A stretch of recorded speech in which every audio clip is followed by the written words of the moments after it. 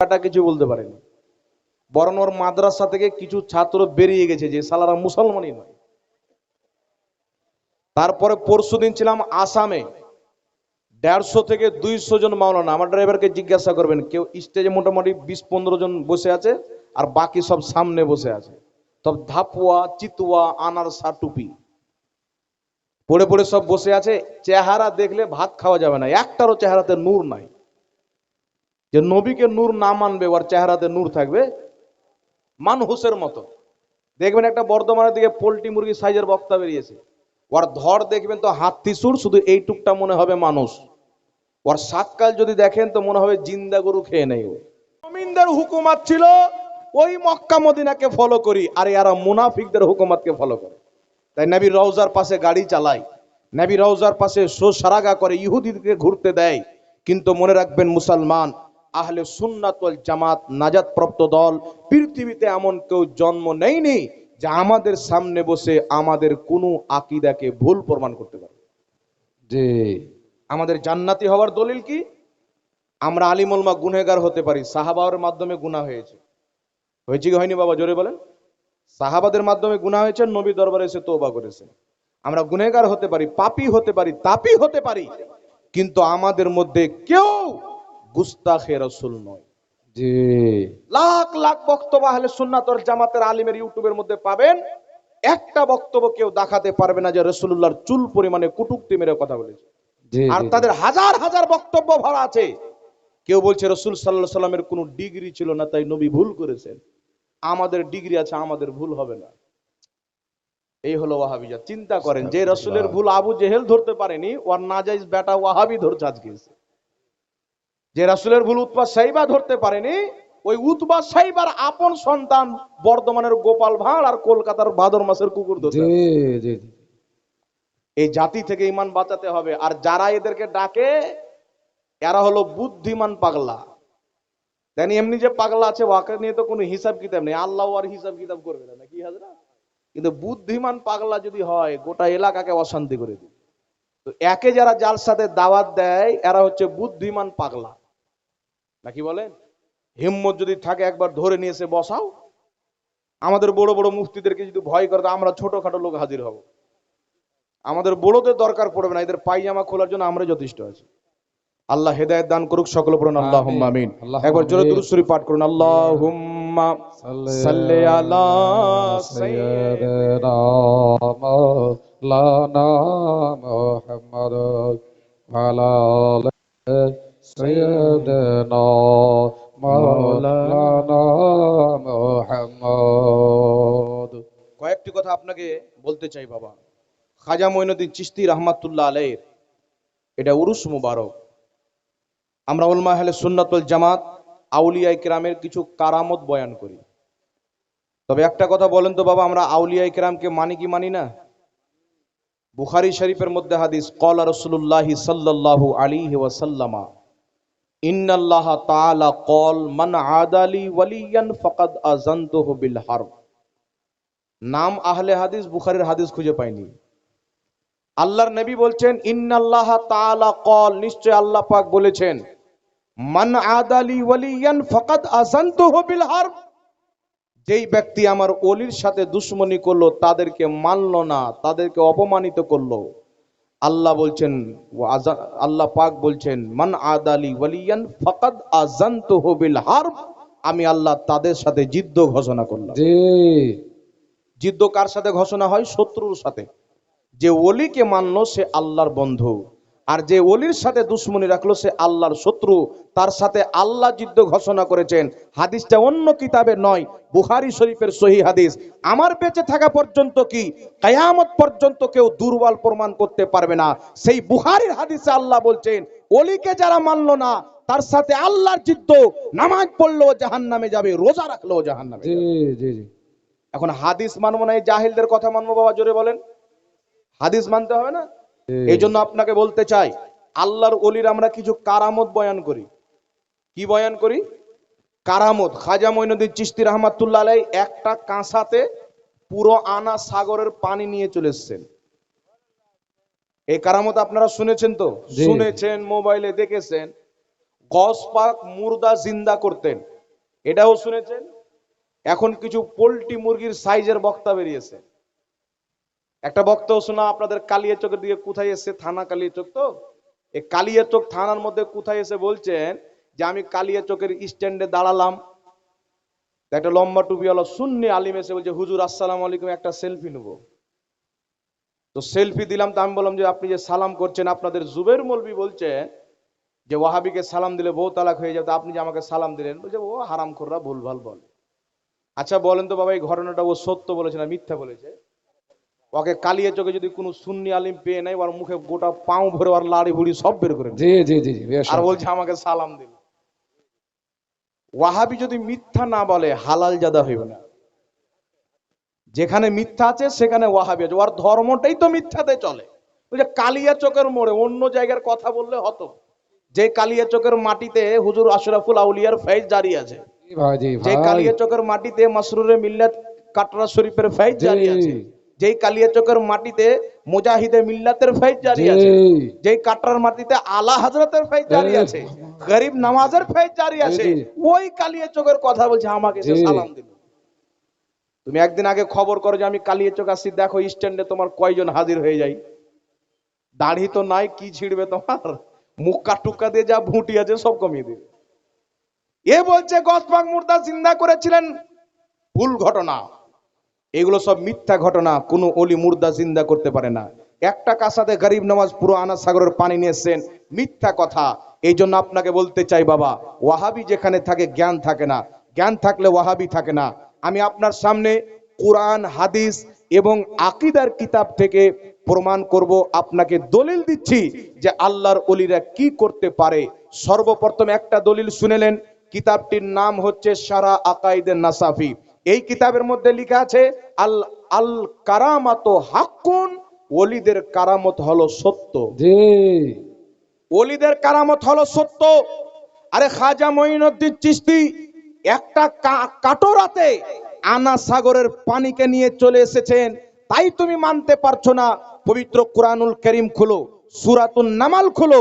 হযরতে সুলেমান আলাইহিস সালামকে যখন হুদহুদ নামক পাখি বিলকিসের খবর দিলেন, সুলেমান আলাইহিস সালাম তাকে দাওয়াত করলেন ইসলাম কবুল করার। বিলকিস বললেন আমি তো দাওয়াত কবুল করব, তবে আমাকে একটা কিছু দেখাতে হবে।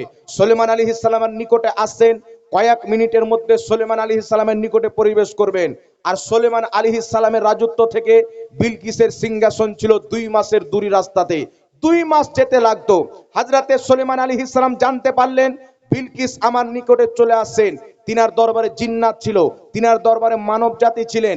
সুলেমান আলাইহিস সালাম বলছেন তোমাদের মধ্যে কে আছে যে বিলকিসের আমার সামনে হাজির হওয়ার পূর্বে তার সিংহাসন হাজির করে দিবে?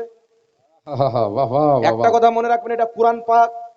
সুলেমান আলাইহিস সালাম থেকে বিলকিসের সিংহাসন ওই জামানার সাওয়ারিতে 2 মাস লাগতো। কত? 2 মাসের রাস্তা। আর বিলকিস আপনার 2-1 মিনিটের মধ্যে ঢুকে যাবে।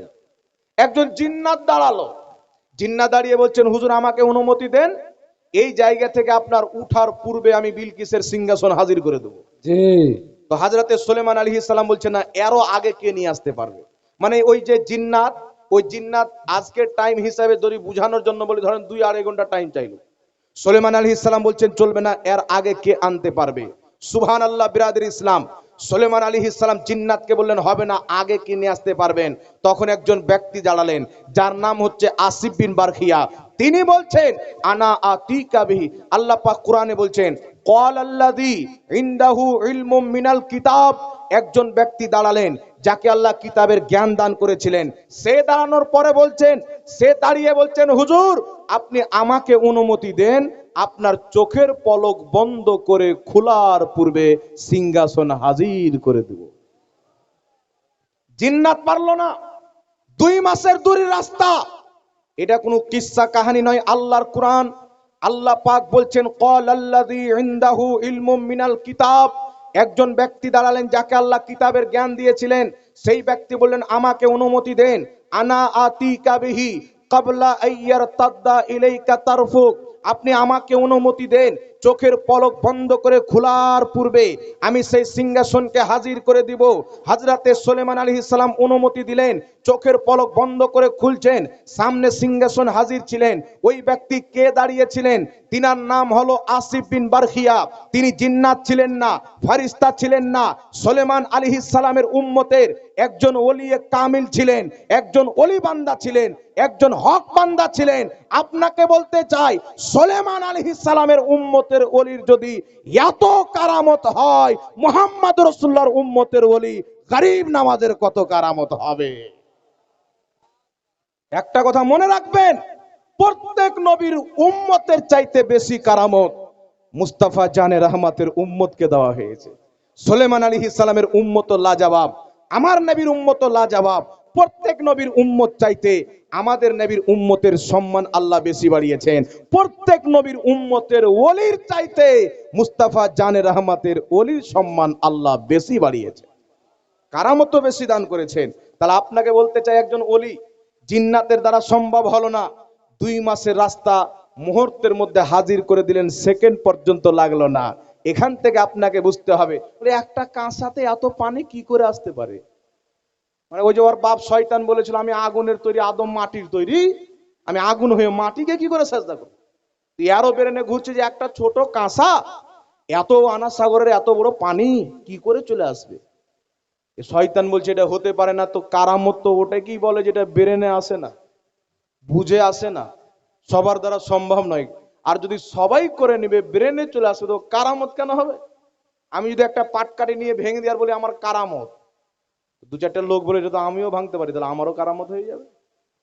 কারামত কাকে বলে? যেটা সবার দ্বারা সম্ভব নয়, আল্লাহ নিজের খাস বান্দাকে দান করে। সুবহানাল্লাহ বলে। এখন 2টি হাদিস আপনাকে বলবো। একটি হাদিস হচ্ছে ইবনে মাজাহ শরীফের মধ্যে, রাসূল কায়নাত সাল্লাল্লাহু আলাইহি ওয়াসাল্লাম বলছেন, আল্লাহ পাকের কিছু এমন বান্দা থাকে, তারা ফাটা পুরানা লেবাস পড়ে, মাজুব টাইপের যারা আল্লাহর ওলি হয়, মানুষ তাদেরকে দেখে মাজনু মনে করে, পাগল মনে করে। রাসূল পাক বলছেন তাদের মর্যাদা আল্লাহর দরবারে এত বেশি, তারা যেটাই বলে আমার আল্লাহ সেটাই করে। তারা মুখ দিয়ে যেটা বের করে দেয় আল্লাহ সেটাই করে দেয়। খাজা মঈনুদ্দিন চিশতি আনা সাগরের কথা বলেছিলেন, তিনি যদি বলতেন সমুদ্রের সমস্ত পানি এই কাঁসাতে আল্লাহ পাঠিয়ে দাও, আমার আল্লাহ সেটাই করতেন। এটা নবীর হাদিস, জোরে বলেন সুবহানাল্লাহ।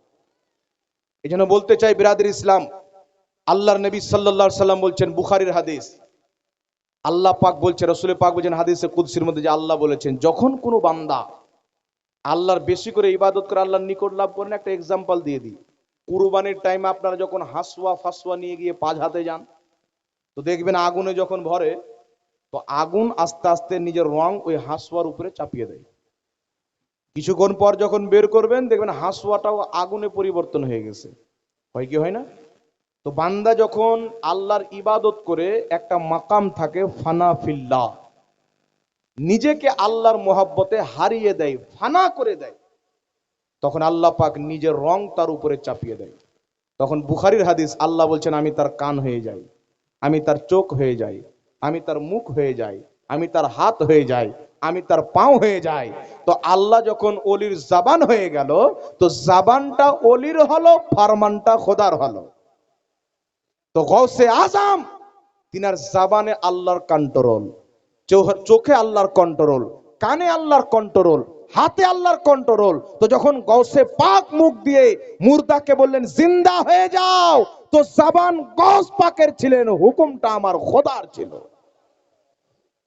তো এইগুলো জিনিস তারা পড়বে না, মানুষকে কোনোদিন বলবে না। এরা কোরআন পড়ে যে কোনটা দিয়ে প্রমাণ হবে, নবী লিখতে পড়তে জানতো না, কোনটা দিয়ে প্রমাণ হবে এটা জানতো না, এটা জানতো না। মানে কোনটাতে নবীকে ছোট করা যাবে এটা নিয়ে ব্যস্ত, আর কোনটাতে রসুল পাকের সম্মান বয়ান করা যাবে আমরা সেটাকে নিয়ে ব্যস্ত। সুবহানাল্লাহ বলে। এক জায়গাতে চ্যালেঞ্জ হয়েছিল বাবা, চ্যালেঞ্জটা হচ্ছে যে নবী পাকের পিতামাতা জান্নাতি না জাহান্নামী। তো আমি বলেছিলাম অবশ্যই এই বিষয় নিয়ে বসবো, এই বিষয় নিয়ে যদি একটা বাহাসে বসতে পারি তাহলে এটাই কিয়ামতে আমাদের নাজাতের জারিয়া হবে। কারণ কিয়ামতের ময়দানেও দুটো দল হবে, একটা দল হবে নবীর বাপ মাকে জাহান্নামী প্রমাণ করনেওয়ালা, আর একটা দল হবে নবীর বাপ মাকে জান্নাতি প্রমাণ করনেওয়ালা। কিয়ামতে দেখে নেবে যে নবী কাউসারের পানি কাকে দেয়। যারা তিনার মা বাপকে জাহান্নামী বলে তিনাদেরকে কাউসারের পানি দেয়, না যারা তিনার মা বাপকে কোরআন হাদিস দিয়ে জান্নাতি প্রমাণ করে তাদেরকে কাউসারের পানি দেয়। কাদেরকে দিবে বাবা? কাদেরকে দিবে? একটা বাচ্চা ছেলে পর্যন্ত বলবে যারা নবীর মা বাপের পক্ষে যাবে নবীও তার পক্ষে যাবে। কিন্তু এই কম এত শয়তান কম বাবা, রসুল পাকের পিতা মাতাকে জাহান্নামী বানার জন্য নবীর হাদিসকে পরিবর্তন করে দিয়েছে। মুসলিম শরীফের মধ্যে একটি হাদিস, রসুল পাকের দরবারে একটা লোক আসলো, ইয়া রাসূলুল্লাহ ইয়া হাবিবাল্লাহ, আমার বাবা কোথায়? রসুল পাক বললেন তোমার বাপ জাহান্নামে। ওর চেহারা লাল হয়ে গেল, গমগিন হয়ে গেল, দুঃখিত হয়ে গেল। রসুল পাক বলছে শোনো, তোমার বাপ আমার বাপ দুটোই জাহান্নামে। এই হাদিসকে নিয়ে লামাযহাবী বলেন নবীর বাপ জাহান্নামী, এটা তো নবী নিজেই বলেছেন, তা আমাদের বললে কি হলো? আচ্ছা বলেন তো বাবা, হাদিসে যে কথা আছে হাদিসের ব্যাখ্যা আছে কি নাই? জোরে বলেন। আল্লাহ বলেছেন কোরআন পড়ে অনেক লোক হেদায়েত পাবে, কোরআন পড়ে অনেক লোক পথভ্রষ্ট হবে। যারা কোরআন পড়ে হেদায়েত তারাই পাবে যারা ব্যাখ্যা সহ পড়বে, আর যারা ডাইরেক্ট কোরআন পড়ে মানা করবে তারাই তো পথভ্রষ্ট হবে।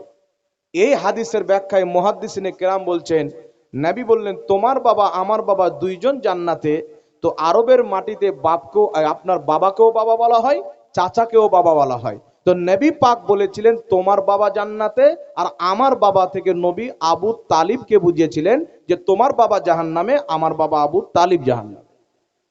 নিজের চাচাকে বুঝিয়েছেন। এটা মুহাদ্দিসিনে কেরাম নিজের কিতাবের মধ্যে লিখেছে।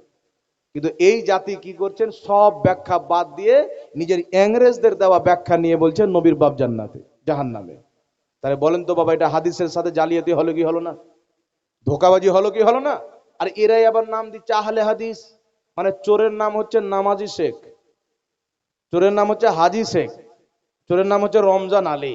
একটাও রোজা রাখে না রমজান আলী, এইরকম একটাও হাদিস মানে না, নাম দিয়েছে আহলে হাদিস। এই জন্য এই জাতি থেকে বাঁচতে হবে। আর একটা কথা আপনাকে বলতে চাই, আউলিয়ায়ে কেরামের আদর্শ কি ছিল সেটা আমাদেরকে জানতে হবে বাবা।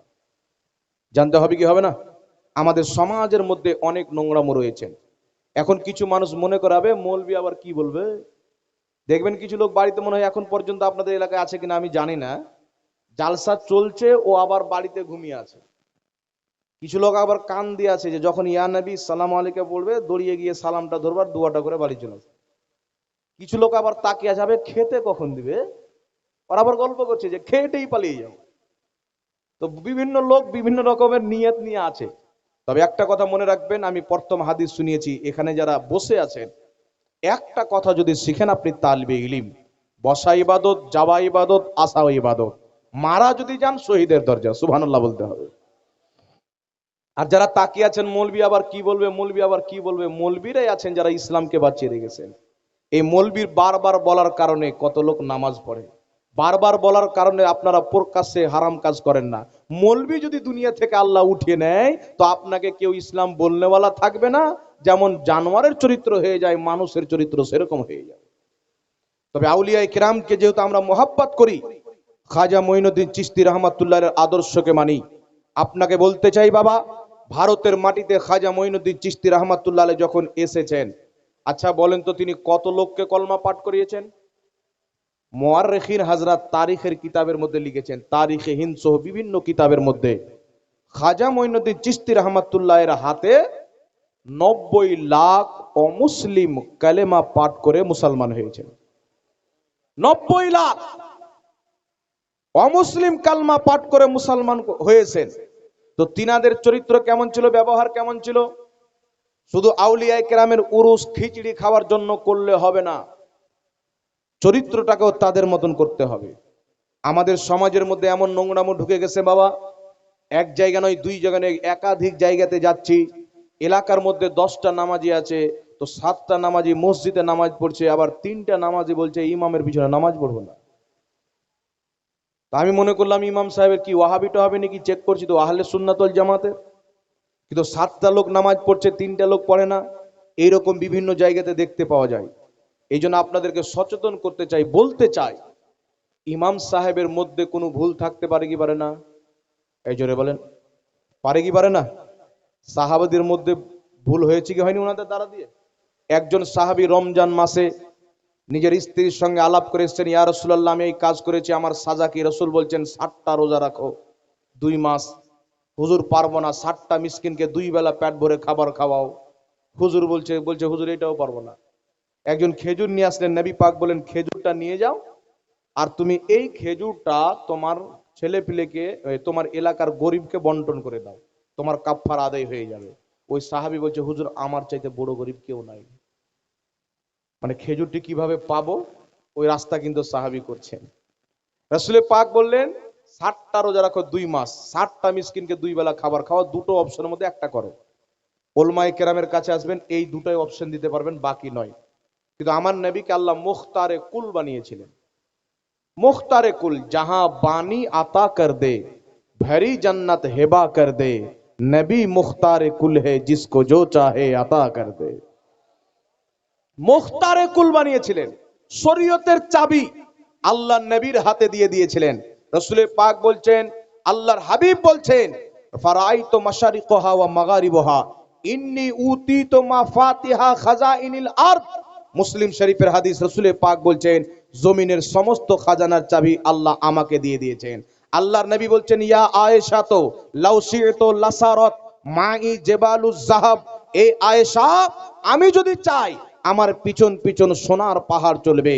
আল্লাহ নবীকে খাজানার সমস্ত খাজানার চাবি দিয়েছেন, ইলমের চাবি দিয়েছেন। তাই বুখারী শরীফের মধ্যে হাদিস, রাসূল পাক বলছেন ইন্নাল্লাহা ইউতি ওয়া ইন্নামা আনা কাসিম, নিশ্চয়ই আমি আল্লাহ দেনেওয়ালা, আমি মুস্তাফা বাঁটনেওয়ালা। এই জন্য আল্লাহ আমার নবীকে মুখতারে কুল বানিয়েছিলেন। এটা ওয়াহাবিদের আকীদা, নবী কিছু করতে পারে না। এটা হচ্ছে সুন্নিদের আকীদা, রাসূল যা চাই তা করতে পারে।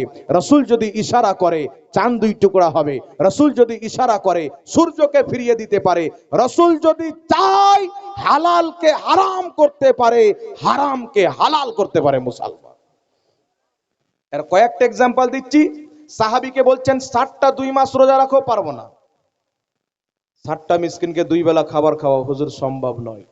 এই খেজুরটা নিয়ে যাও, তোমার গ্রামের গরিব মিসকিনকে দিয়ে দিবে, তোমার কাফফারা আদায় হয়ে যাবে। নবী কত মশলাটা সহজ করে দিলেন।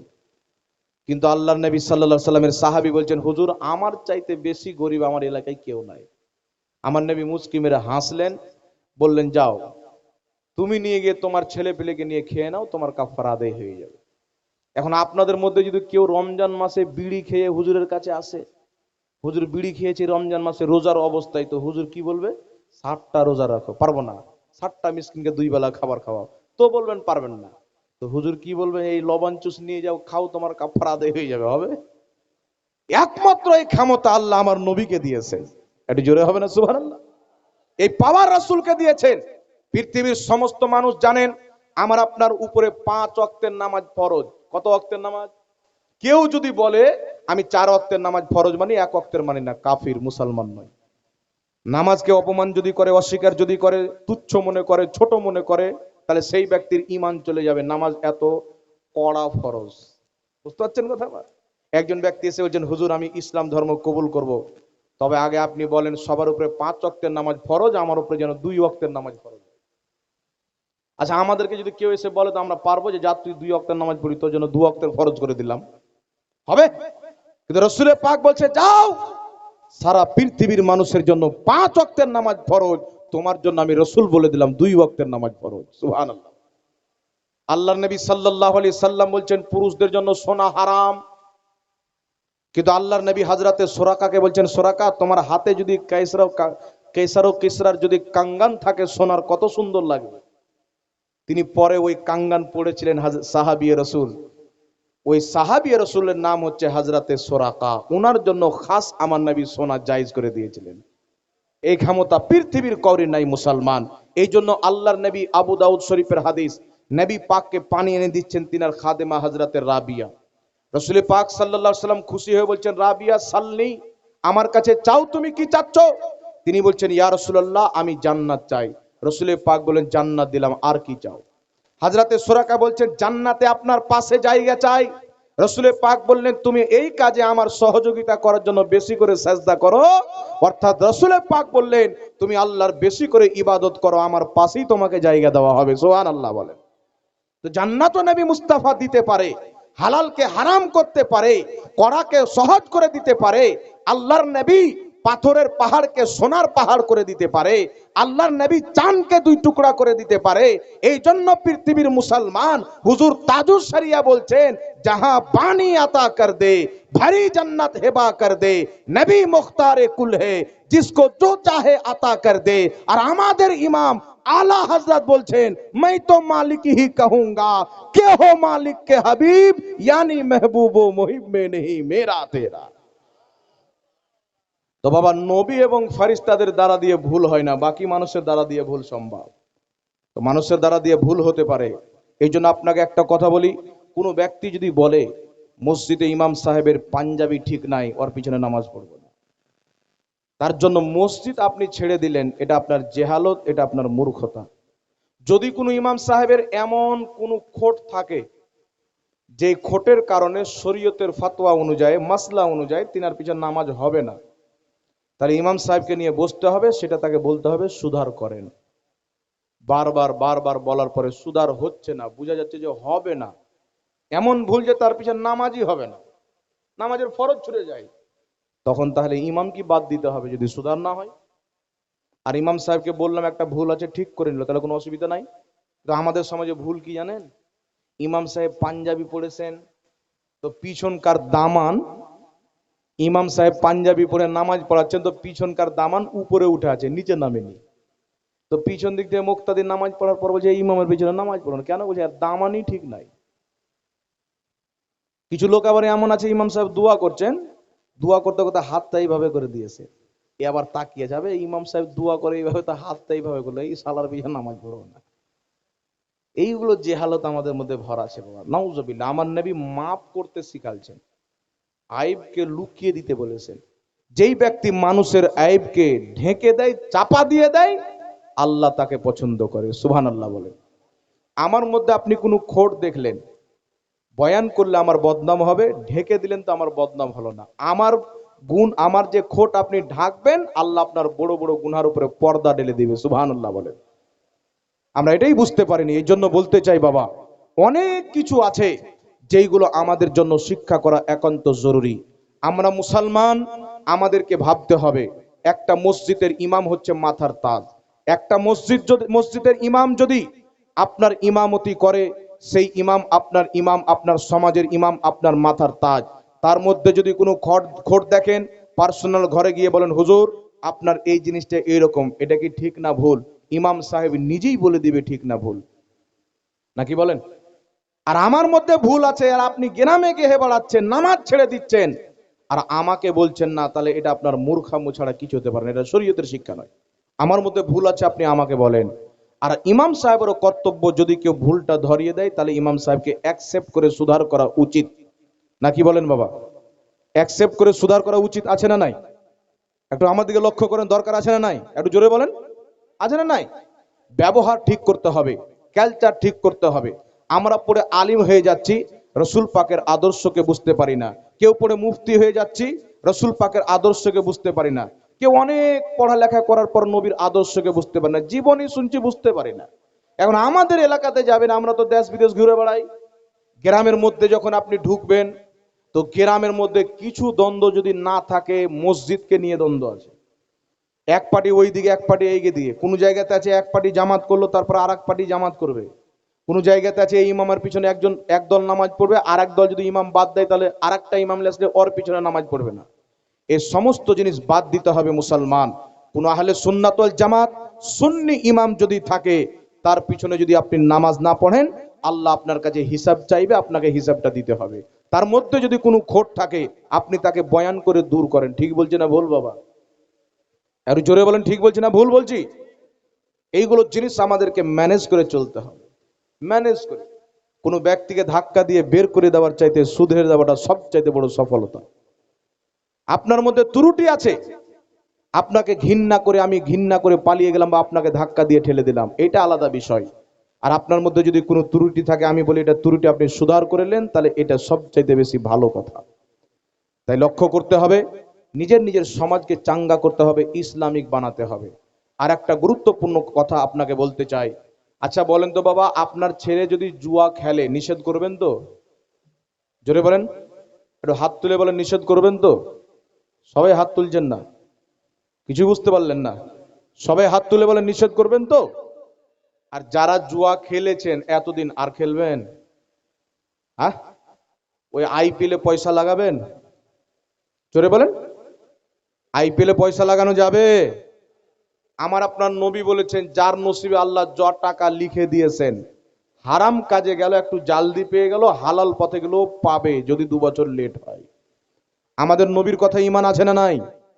যদি ঈমান থাকে তাহলে হারাম পথে আমরা যাব? সুদ খাওয়া চলবে? এই মদ পান করা চলবে? জুয়া খেলা চলবে? তাহলে ছাড়তে হবে কি হবে না একটু জোরে বলেন। এই সমস্ত জিনিস থেকে তওবা করেন। আজকে পীর সাহেব আছেন, তিনার কাছে তওবা করে নেবেন। নিজেকে চাঙ্গা করেন, নিজের সমাজকে চাঙ্গা করেন। এই পৃথিবীর মুসলমান, আমার আপনার নবী সাল্লাল্লাহু আলাইহি ওয়াসাল্লাম কত সুন্দর শিক্ষা মানব জাতিকে দিয়ে